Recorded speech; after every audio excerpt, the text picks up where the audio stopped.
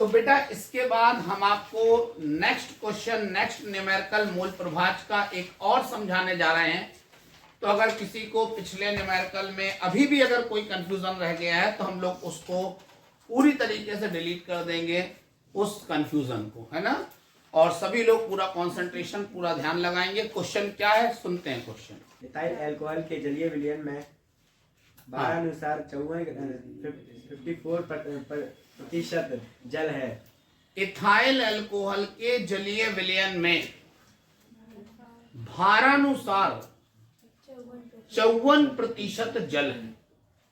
वो कह रहे हैं इथाइल अल्कोहल का एक विलयन है, उस विलयन में भारानुसार 54% जल है। वो कह रहे हैं भारानुसार 54% क्या है? जल है। ये वो वर्ड दे रहे हैं। इसका मतलब आप क्या निकालेंगे? हम कई बार बता चुके हैं। इसका मतलब है कि जल का भार माना जाएगा बराबर 54 ग्राम। जल का भार कितना माना जाएगा? सवाल यही है ना।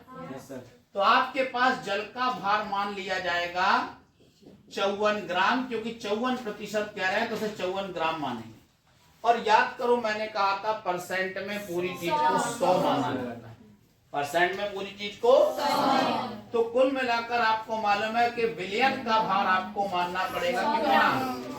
विलयन का भार मानना पड़ेगा आपको 100 ग्राम।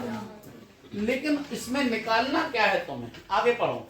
मिश्रण में इथाइल अल्कोहल का मूल प्रभाज ज्ञात क्या होगा? आपको इथाइल अल्कोहल का मूल प्रभाज निकालना। इथाइल अल्कोहल का मूल प्रभाज आपको निकालना है। सोचो एक मिनट।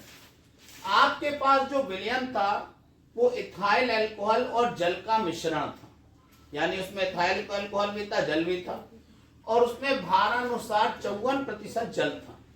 समझे ना। तो हमने जल का भार मान लिया 54 ग्राम और विलयन का भार मान लिया 100 ग्राम। लेकिन तुम्हें याद होगा मूल प्रभाज निकालने के लिए तुम्हें विलेय और विलायक के मोलों की जरूरत पड़ती है।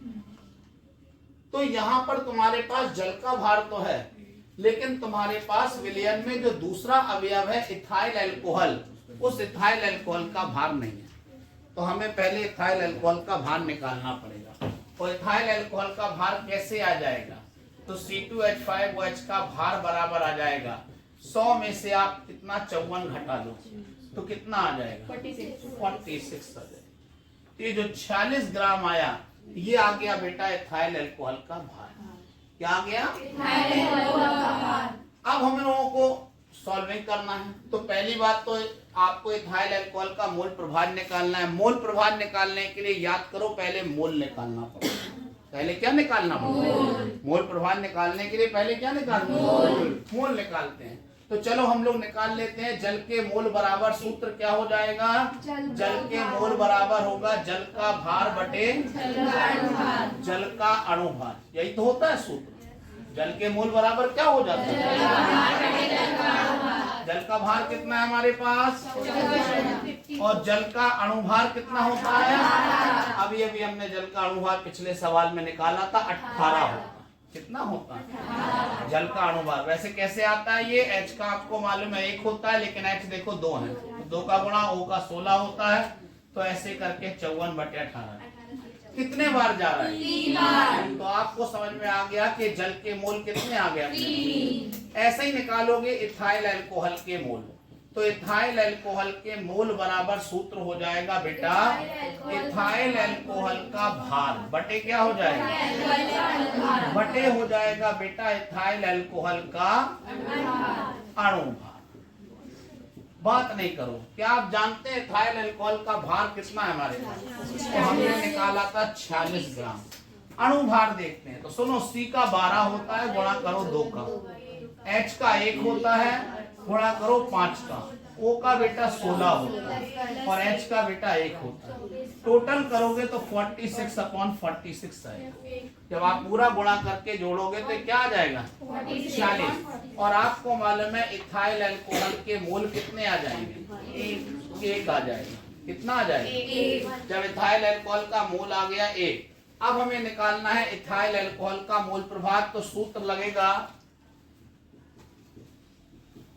इथाइल अल्कोहल का मोल प्रभाज बराबर सूत्र क्या हो जाएगा? तो कुल मिलाकर इथाइल अल्कोहल के मोल प्रभाज का सूत्र क्या होगा? बगल वाले अभिराज खड़े हो जाएं, आप बताइए हमें। विलय के मूल अपन विलायक का मूल प्लस विलय के मूल। नहीं, ये तो तब होता है जब विलय और विलायक की बात चले। अभी तो विलय और विलायक शब्द नहीं है ना। तो आप तो हमें बताओ इथाइल अल्कोहल के मोल प्रभाज का सूत्र हम क्या लिख दें?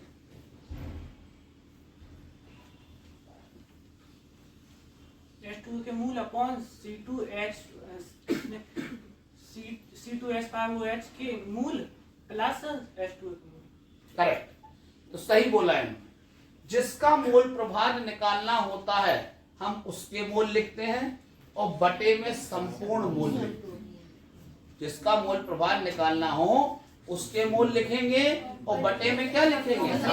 तो इथाइल अल्कोहल का मोल प्रभाज बराबर हो जाएगा इथाइल अल्कोहल के मोल, बटे में क्या हो जाएगा? संपूर्ण मोल। संपूर्ण मोल मतलब इथाइल अल्कोहल के मोल प्लस जल के मोल। समझ में आ जाए ना? तो जिसका मोल प्रभाज, बैठ जाओ बेटा, कंसंट्रेशन लगाए करो बेटा पढ़ाई में। समझ में आ रही ना? अपन लोग अच्छे पढ़ाई करने के लिए यहाँ बैठते हैं, टाइम पास करने के लिए थोड़ी ना बैठते हैं। बैठते हो क्या? तो इथाइल अल्कोहल का मोल प्रभाज बराबर हम लोग पढ़ते हैं इथाइल अल्कोहल के मोल बटे संपूर्ण मोल। संपूर्ण मोल मतलब इथाइल अल्कोहल के मोल प्लस जल के मोल। क्या आप जानते हैं इथाइल अल्कोहल के मोल कितने हमारे पास?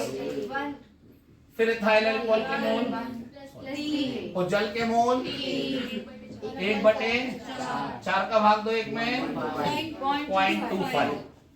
तो अपने पास इथाइल अल्कोहल का मोल प्रभाज बराबर 0.25।